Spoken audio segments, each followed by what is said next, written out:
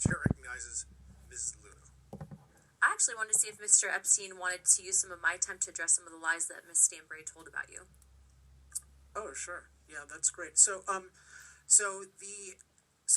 an argument that I don't have the exact transcript, but the basic idea is that I'm bought in. Mr. Chairman, I would like to raise a point of order, please. Okay.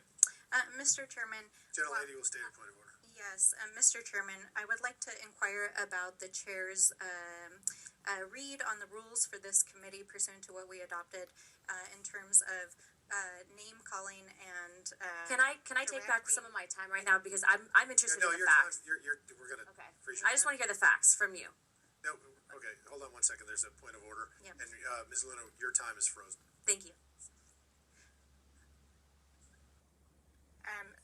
Mr. Chairman, I would like to ask that the words be taken down by the gentlelady from Florida regarding her name calling of me and the assertion that somehow the factual exchange that I had between myself and the witness were somehow other than a normal asking of questions to a witness.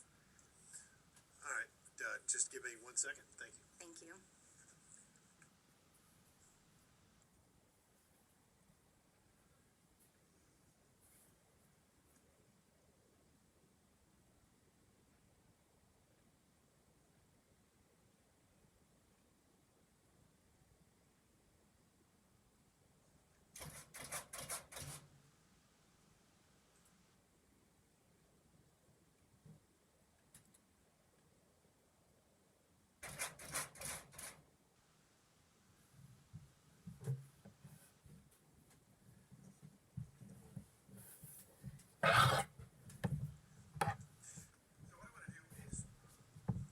So what I want to do is real quickly read our rules of witness decorum.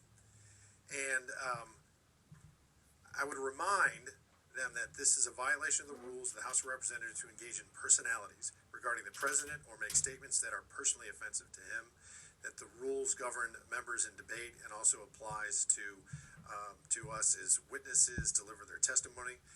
And so what I would ask is if Ms. Luna could perhaps rephrase to say maybe some untruths that were spoken. I think that would be fair and part of decorum, because we're going to disagree all day long on certain topics as the two parties, and sometimes we do agree, and then many times we don't. And so perhaps just rephrasing the question would satisfy everyone. And Ms. Luna, you're recognized for your full 5 minutes. Mr. Epstein, would you please correct some of the mistruths spoken about you? I would like to hear your perspective on what is factually accurate. Sure. So there are two things that Representative Stansbury brought up. So one I think I addressed very clearly this idea of any kind of racism, and she attributed this as almost an exact quote, me talking about the racial superiority of Western culture, and I clarified probably 5 times that Western culture has nothing to do with race, and it's about ideas, particularly individualism, freedom, and reason. So it didn't seem very honest to me to portray me as saying racial superiority. It seemed like another attempt to discredit me.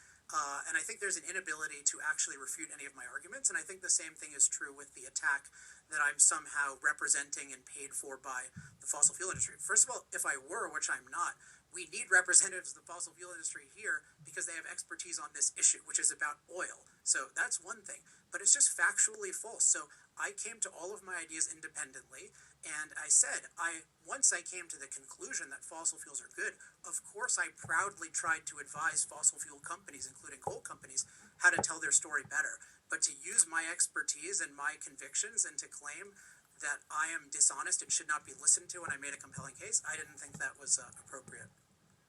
Mr. Epstein, I just wanted to ask you real quick, is China somehow protected by an invisible shield that prevents their carbon emissions from escaping?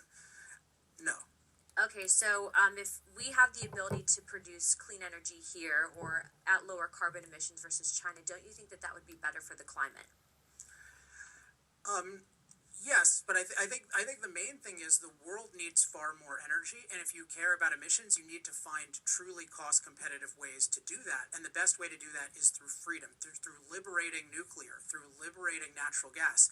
And unfortunately, this administration is focused on limiting the freedom of certain industries, namely fossil fuels, including natural gas, and then imposing extremely expensive things that the market won't choose on its own, which is the whole IRA, which is just a total subsidy fest that does nothing to make alternatives truly cost competitive. I agree with you. I think from a perspective of on also national security, to say that somehow the United States is going to go to completely electrical grid would actually pose a massive threat to us. Yes. Because if you have a hacker, they could shut down an entire first world country, and obviously that's something that we don't want.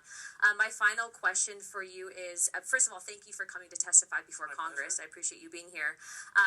But with everything that we just heard, I mean, what is the best way that we as a country can really prevent China from essentially owning us? Because as you had stated earlier, the Paris Climate Accord, I mean, us even engaging in that is hindering us while they're polluting and destroying our planet. And I hear a lot about climate change, but of few people of action that are willing to actually address that. Could I just comment on the grid, which you also mentioned? Yes, of course. Because you mentioned the security threat of the grid and it's vulnerable to these kinds of attacks. I think the number one thing that it's vulnerable to is we are catastrophically reducing the supply of reliable electricity and then catastrophically increasing the demand for reliable electricity. And so California, where I live, is a perfect example. We've attacked fossil fuels, we've attacked nuclear, so we have less reliable electricity, and then we're trying to mandate electric everything. And this is why, as I mentioned, Newsom had this announcement, no more internal combustion engine vehicles, and then 5 days later he had to say, don't charge your EV. And we have signs all over the place saying, don't use your electricity. We only have 3% penetration of EVs. So we're talking about this catastrophic, unthinking increase of EVs. And we are actually threatened, I have this documented, we're threatened to lose 20% of our reliable electricity in the next 7 years under the Biden EPA. So that is a catastrophic threat. I can also answer about China, if you'd like. So, I mean, the thing with China is China actually cares about energy, and they are doing what is good for their people and also the power lust of the government in terms of energy. So they, for example, use 5 times as much industrial electricity as we do, overwhelmingly coal. And the only way for us to be secure and outcompete them is to have a very aggressive energy freedom policy. And that includes, one is liberating domestic development from things like NEPA, which unfortunately this administration has done nothing to do, and in fact reversed the good Trump administration things on NEPA. We need to end preferences for unreliable electricity and actually have all forms of electricity compete so we can actually have a stable grid. We need to reform the EPA so it stops shutting down reliable power plants. We need to what I call decriminalize nuclear, not just subsidize it and this kind of thing. And in general, we need an emissions policy of long-term reductions, not catastrophic emergency reductions, through liberating American innovation, not punishing America. And what the IRA does is it punishes America and accomplishes nothing globally because, as you said, Chinese emissions influence the global emissions picture just as much as American emissions do. Thank you so much. I appreciate it. Obviously, that was very factual, and I think you're very well qualified to be here. Thank you. Thanks.